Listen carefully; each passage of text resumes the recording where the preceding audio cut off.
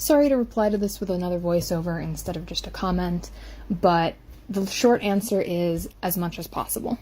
The reasoning behind that is I've been doing this show for a few years now, and I know that it's our best show of the year.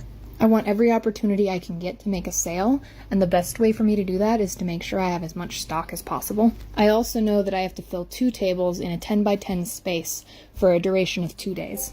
And if I sell something, I want to be able to put something new out to replace it, that way my table never looks empty.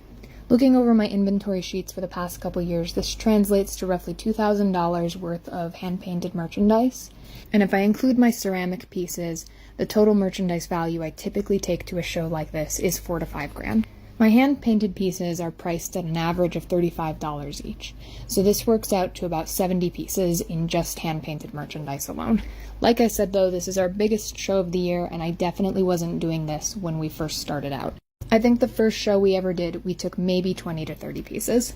My advice to you would definitely be to focus on what you have or what you can make without stress between now and then.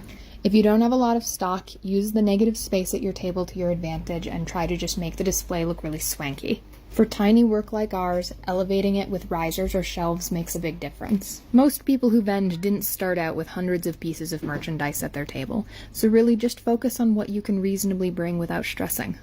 I hope that kind of answered your question. I went at it sort of trying to explain how I personally set my goals when I'm preparing for a show, but I don't know if it really gave you what you needed or were asking. I hope it did, and if it did and you have any more questions, I'd be happy to answer.